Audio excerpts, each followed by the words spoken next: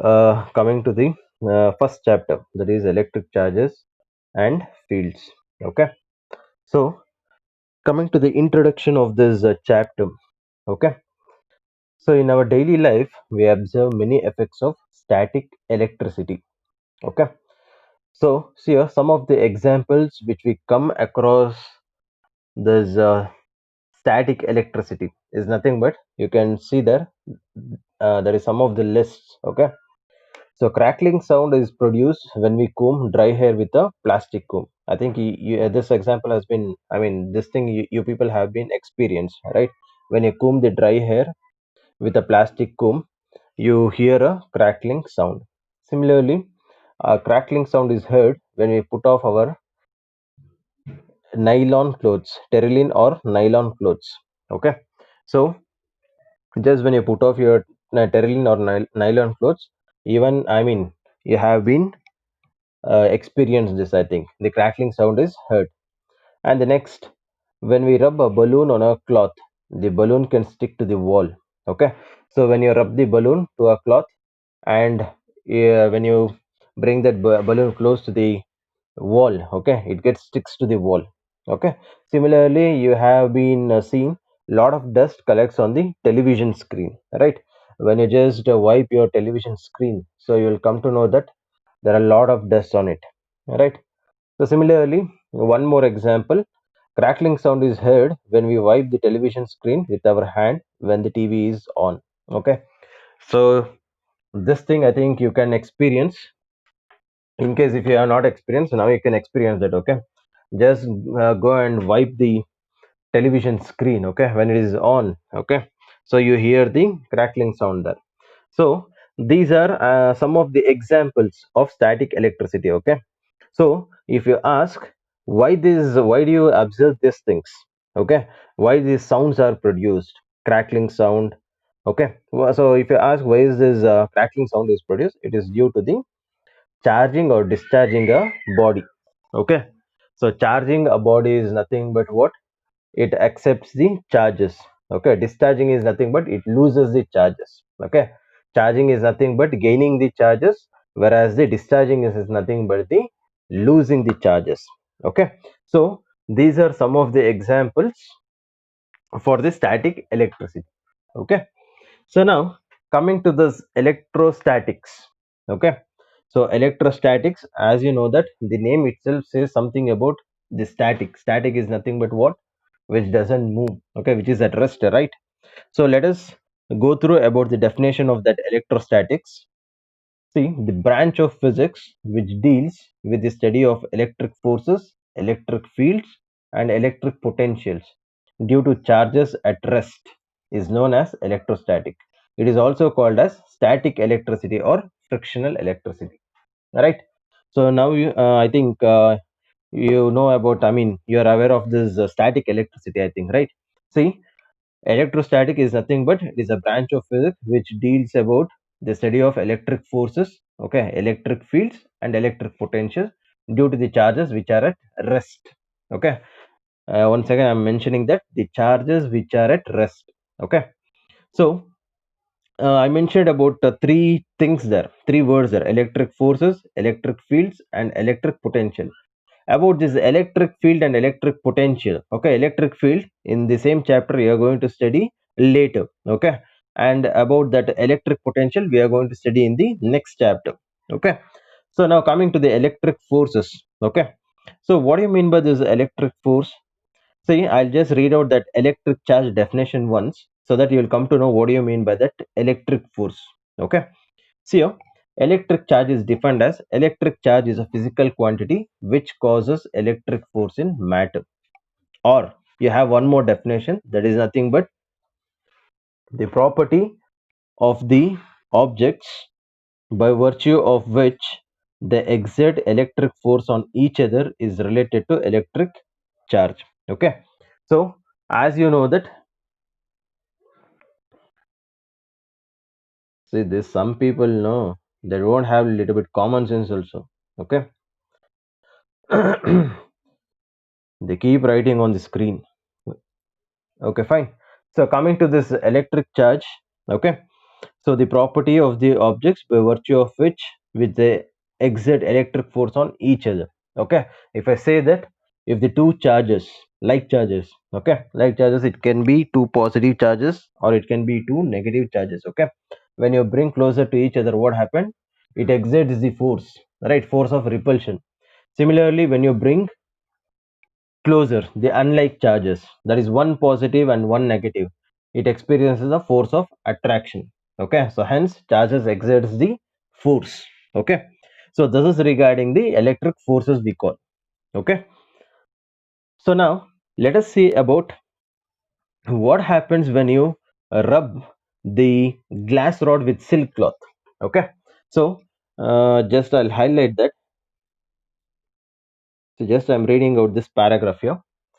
When a glass rod is rubbed with a silk cloth, the glass rod acquires the property of repelling another glass rod rubbed with the silk cloth. It means both glass rods rubbed with silk cloth exert a force called electric force on each other. Okay, so here just a very common example which you're aware of this example. Okay, the thing is, just we are taking a glass rod. Okay, we are taking a glass rod which is rubbed with the silk cloth. Okay, and we are taking another glass rod, okay, which is rubbed with the silk cloth again. Okay, when you bring this first and the second rod closer to each other, which are rubbed against the silk cloth, when you bring this glass rod towards each other, what happens? Both the glass rod experiences a force, and that force is called as electric force. So hence the glass rod exerts the force on each other. Okay, the another way is nothing but the glass rod, both the glass rod as the acquires the has acquired the same kind of charges. Okay, so due to that, what happens? It exerts the force on each other. Okay, so this is regarding the electric force. Okay, I think I have made clear, right, about this electric force. Any doubts, students, regarding this?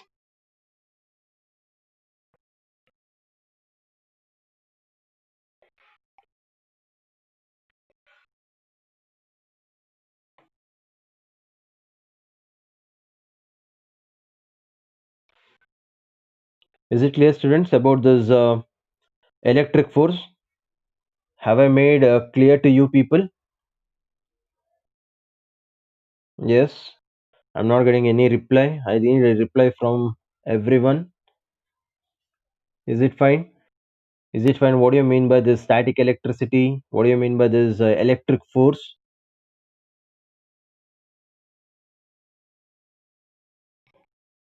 Okay, fine. So next, coming to the electric charge. Okay, so as you know that what is electric charge? Electric charge is a physical quantity which causes electric force in matter. Okay, so the electric charges at rest are known as static charges. Okay, just I'm reading out this lines here which has been highlighted in red. Okay, this thing, the electric charges at rest are known as, we call that one as the static charges. And make sure that charge is a scalar quantity. Okay, I think you are aware of the scalar quantity and vector quantity, right? So this electric charges is a scalar quantity. Okay, and the SI unit of this charge comes out to be its coulomb. Okay, so charges which are at rest are called as static charges, and charge is always a scalar quantity, and the SI unit of charge is coulomb. Okay, I think the dimensional formula has been given there. I think this dimensional formula you have come across in your first year PUC, right? So the dimensional formula is nothing but which is given by AT. Okay, so this is regarding the electric charges. So now let's know how many types of charges are there. Okay, and who invented these charges and who gave the idea about these charges first of all. Okay, so I'll just read out that this last paragraph here. There are two kinds of electric charges, namely positive and negative. The choice of these names, that is positive and negative, is simply because of a convention. It was Benjamin Franklin, a great physicist from America, who called the charge on glass rod rubbed with the silk as positive charge and the charge on rubber rod rubbed with the fur as negative charge. This convention of calling the charges as positive and negative is still being followed. Positive charge is denoted by a plus sign and a negative charge by a minus sign. And the sign associated with the charge is known as the polarity of electric charge. Okay. So see here, first of all, if I ask a question types of charges if I ask a question about types of charges, the simple answer which you give is you say that positive and negative charge. Okay. So this idea about that positive and negative was given by the scientist, that is Benjamin Franklin, physicist. He was a physicist. Okay, American physicist. He was the one who gave this positive and negative. Okay, so he named this positive charge. He said about there are two types of charges. One is positive and one is negative. And the positive is denoted by plus, and the negative is denoted by minus. Okay, so and he also said that when you rub this glass rod with the silk, okay, when you rub this glass rod with the silk, he said that the charge acquired by the glass rod is nothing but, he said that it is positive. Okay, so the glass rod, when it is rubbed with a silk cloth, it acquires a positive charge. Similarly, when a rubber rod, when you take a rubber rod which is rubbed with a cat's fur. Okay, I think you are aware of this cat's fur, I think. Okay, so when you rub this plastic rod or the rubber rod. Okay, so when you rub this rubber rod with the cat's fur, so the charge acquired by that rubber rod is nothing but it is a negative charge. Okay, so this convention about this positive charge and negative charge was given by Benjamin Franklin. Okay, so hence we have two types of charges, one is positive and one is negative. So which has it is differentiated for the convention purpose. Okay, so this is regarding the types of charges. Next you can see there polarity. Okay, polarity is nothing but polarity is a property which helps in differentiating two types of charges. So I think you are aware of this polarity, right? Polarity is nothing but what? Positive, negative.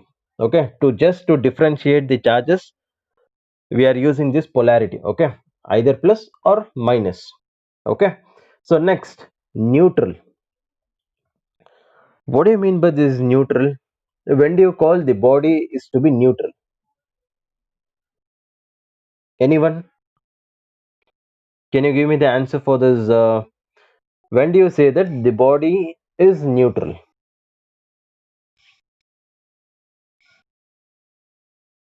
Oh, just on Joes. It has been written in the, it has been displayed in the notes, so you're saying the same thing. Okay. The bodies having no charge are called neutral. Okay, fine. So we will come to this neutral when a body is having equal number of protons and electrons.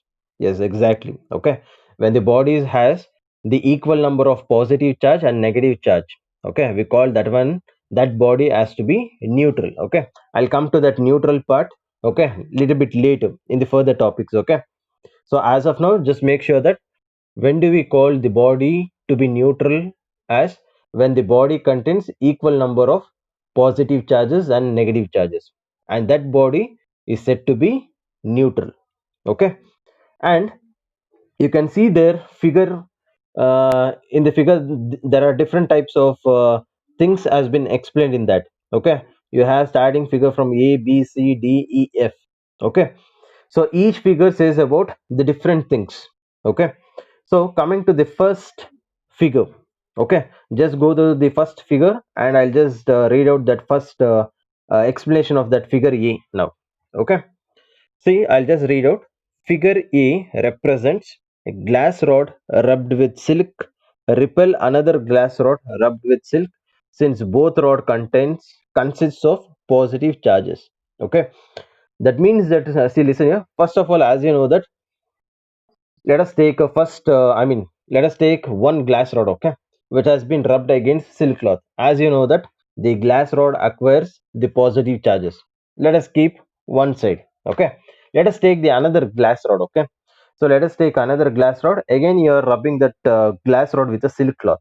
Okay, so again that second rod what you have taken acquires the property of positive charge.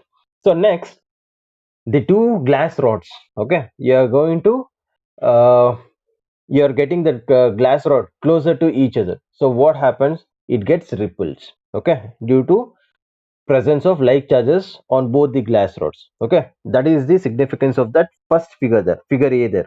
Okay, so next one, figure B represents plastic rod or ebonite or rubber rubbed with cat's fur ripples another plastic rod rubbed with cat's fur, since both contains since both rod consists of negative charges.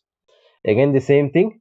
Okay, instead of glass rod what we have taken is we have taken a plastic rod, instead of silk cloth we have taken a cat's fur. Okay, when you rub this plastic rod or the rubber rod against that cat's fur, okay, so what happens, the rubber rod acquires a charge of negative.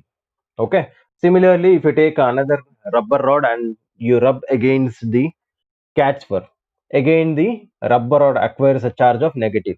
So when you bring this rubber rod, two rubber rods, okay, closer to each other, what happens, it experiences a force of repulsion due to since the both rubber rod consists of the same charges, negative charges. Okay, so that is the significance of that figure B there. Next, coming to figure C. Figure C represents glass rod rubbed with silk attract glass rod rubbed with silk attract plastic rod rubbed with cat's fur, since glass rod is positively charged and plastic rod is negatively charged. Okay, fine. So you can see there glass rod acquires a positive charge, right? Glass rod which is rubbed against the silk cloth acquires a charge of positive. Similarly, a rubber rod which is rubbed against the cat's fur acquires a charge of negative. So when you bring closer both, one of the glass rod and one of the rubber rod, okay, when you bring closer this glass rod and rubber rod, what happens, since it contains unlike charges, okay, it gets attracted. Okay, there is a force of attraction between the glass rod and the rubber rod. Okay, so that is the significance of that figure C. Coming to that figure D there, it shows we have two negative charges there which are repelling each other. Similarly, figure E shows two positive charges which are repelling each other. Next, figure F shows that we have two charges, one is positive and one is negative. So there is a force of attraction. Okay, so this is regarding the explanation of this figures there. Okay, so first thing is nothing but what, you are bringing the two glass rod which is rubbed against the silk cloth, so there is a force of attraction, there is a force of repulsion between the two glass rods there. Again, in the figure B, you have taken a plastic rod or a rubber rod, okay, which is rubbed against the cat's fur. So when you bring closer both the rubber rod or the plastic rod towards each other, it experiences a force of repulsion. Next, you are bringing one of the glass rod and one plastic rod or the rubber rod towards each other, so both experiences the force of attraction due to unlike charges. So figure C and figure D and figure E shows when you have a same type of charges there is a repulsion, and figure F shows when you have a unlike charges, one is positive and one is negative, it shows a force of attraction. Okay, so this is regarding the explanation of this figure. Okay, so any doubt, students? Do you have any doubts here? Okay, please make sure that you have been understood, because these are the basic things. Okay, so based upon this itself we keep on using this for a rest of the topics. Okay, we keep on applying this thing, basic things, for the upcoming topics. Okay, so if these things are not being clear to you people, it will be difficult to you people to understand the further topics. So that is why make sure that the basic things, the whatever the topics just now I have explained, is it clear? Is it clear, students? Please do reply. So just I'll do one thing, just I'll give 2 minutes, just go through, so that in case if I have any doubts, let me know.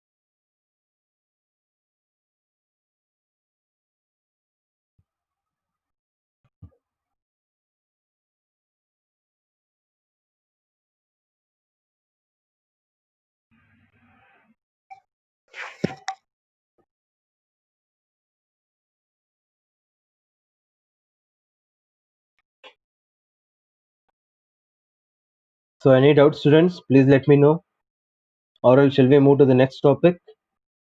Is it fine?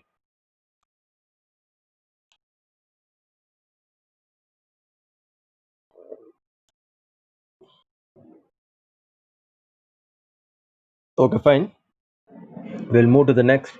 See here, the positive charge and the negative charge. As you know that, since you have been come across this glass rod and the silk cloth, similarly catch fur and the ebonite rod. Okay, so when you rub the glass rod with the silk cloth, as you know that the glass rod acquires a charge of positive. Similarly, the silk cloth acquires a charge of negative. Okay, so next you can see there in the table, when you rub the ebonite or rubber or amber rod, okay, against the cat's fur acquires a charge of positive. Ebonite or rubber acquires a charge of negative. Okay, cat's fur acquires the positive, whereas the ebonite or the rubber acquires the charge of negative. Similarly, when you rub your dry hair with a plastic comb, the dry hair acquires a charge of positive, whereas the plastic comb acquires a charge of negative. Similarly, wool and plastic rod. Okay, wool acquires a charge of positive, and the plastic rod acquires a charge of negative. Okay, so this is regarding which of the things acquires positive charge and which are the objects which acquires the negative charges. Okay, so next coming to this conductors, insulators. Okay, I think these things we have come across in most of the topics. Okay, conductors are what which allows the charges to flow through them easily. So example for that is nothing but most metals are good conductors. Okay, so why do you call the metals are very good conductors? So since the metal contains a large number of free electrons in it. Okay, so next coming to the insulators. Insulators are the substance which doesn't allow the charges to flow through them. Okay, so because why does it doesn't allow the, I mean, it doesn't allow the charges to pass through them because the electrons are tightly bound. Okay, so this is regarding the insulators. Okay, so some of the examples have been given for the conductors and for insulators, just go through. Okay, so next coming to this gold leaf electroscope. Okay, coming to this gold leaf electroscope, see, uh, let us say, what do you mean by, let us know what do you mean by this gold leaf electroscope. Okay, so it is a device used to detect the presence and nature of electric charge on a body. Okay, just I'll repeat once again, a device used to detect the presence and nature of electric charge on a body is known as electroscope. Okay, so by making use of this device you can detect the presence and nature of electric charge, whether you can say whether this charge is present or not, or you can decide the nature of the charge. Okay, whether it is unlike charge or it is a like charge, you can decide. Okay, so next, the coming to the explanation part. Okay, before that going to explanation, I'll just explain that figure there. Okay, you can see there you have a bottle. Okay, you have a bottle which consists of a rubber cork first. Okay, you have a rubber cork and you have a metal disc. Okay, and you have a metal rod which has been inserted. Okay, and at the at one of the end, at the top end of the metallic rod, you have a metal knob, and at the lower end of the metal rod you have a gold leaf. Okay, gold leaf which has been in a form of V shape. It has been attached at the lower end of the metallic rod. Okay, so and you have a earthing point. Okay, so this is about the explanation of this figure. Okay, so you have a bottle and there is a rubber cork. It has been fixed.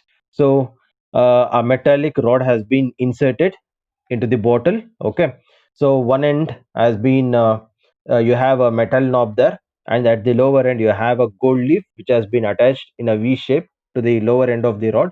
Okay, so now coming to the explanation part of this gold leaf electroscope. Okay, so a very sensitive and commonly used type of such apparatus is called gold leaf electroscope. Gold is very good conductor of electricity. It can be used to form very thin foils. Gold leaves can be easily activated by small electrostatic forces. Since gold is costly, so aluminium leaves can also be used in place of gold leaves. Okay, so see here, if you ask the question why gold leaf is used, not any other. Okay, the simple example is a gold is a very good conductor. Okay, so gold leaves can be easily activated by a small electrostatic force. It can be activated. Okay, so in case if the gold is very costly, okay, you can make use of this aluminum leaves. Okay, in the place of gold leaves you can attach the aluminum leaves. Okay, for performing this experiment I'm saying. Okay, so next, working. Let us see the working of this gold leaf electroscope. See, just I'll read out the first paragraph there. When a charged body, say a glass rod rubbed with a piece of silk cloth, is touched with the metallic disc of the electroscope, the charge is transferred to the gold leaf through the metallic rod. Both halves of the gold leaf acquire same type of charge, so they repel each other and hence the gold leaves diverge. Okay. The meaning of that first paragraph comes out to be here. What happens is, as you know that you have a metallic rod, right? So what we are doing is we are bringing a glass rod. Okay, glass rod which is rubbed against the silk cloth. So as you know that when you rub the glass rod against the silk cloth, what happens? The glass rod acquires a positive charge. When you bring that glass rod which have acquired the positive charge, okay, when you bring that glass rod and you make a contact with that metallic rod, so what happens? There is a transfer of charges. Okay, there is a transfer of charges from glass rod to the gold leaf there. Okay, so the charges, the positive charges which is present in the glass rod get transferred through the metallic rod and get it these positive charges get accumulated at the gold leaves. Okay, so what happens here is, since same type of charges get acquires on both the sides, since the gold leaf has been attached to the lower end of the metallic rod in the shape of V. Okay, so on the both the sides same type of charges get accumulated. So since the same type of charges has been accumulated on the both the sides, what happens? There is a force of repulsion. So hence the gold leaf, what happens? It gets diverge. Okay, it diverges. So that is the meaning of that first paragraph there.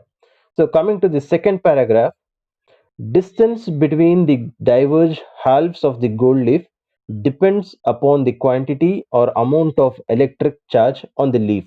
If the quantity or amount of electric charge on the leaf is large, then the divergence of the two halves of the gold leaf is also large. On the other hand, if the quantity or amount of the electric charge on the gold leaf is small, then the divergence of the leaves is also small. Okay. So the next of the thing is, rest of the things is nothing but the distance between the gold leaves.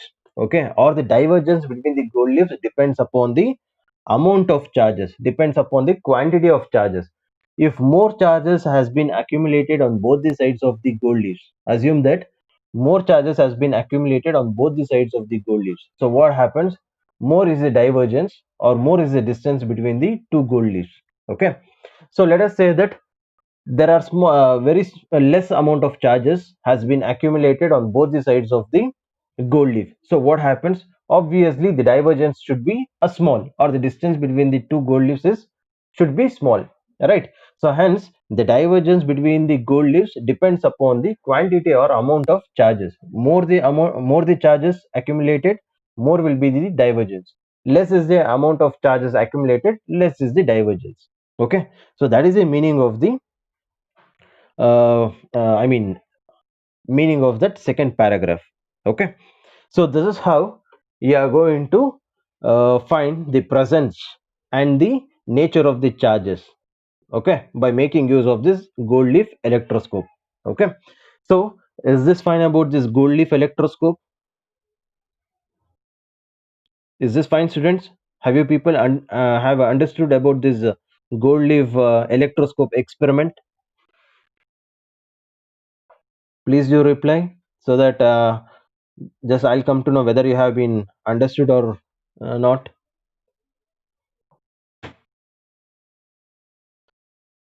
I'm getting the same, I mean, from the same student. Okay, I know that Gokul, Srujan, Josen. Okay, you these people know they keep uh, replying me whether they have understood or not. Yes, even Rakshita. What about other students? Other students they never reply.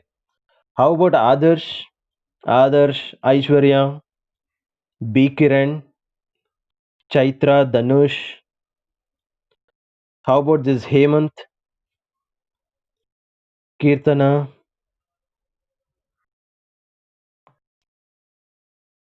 Okay, fine. I think we have left out with 5 minutes. I'll do one thing. Okay, I'll just send these notes in the group. Okay, just go through about the topics which I have done. Okay, let us do one thing in the next class before starting with the next topic. Just I'll do one thing. I'll mute some of the students randomly. I'll just ask the question about today's class. Okay, in the tomorrow's class, I'll ask about the previous things what we have discussed. Okay, previous topics, so that I'll come to know how much you have been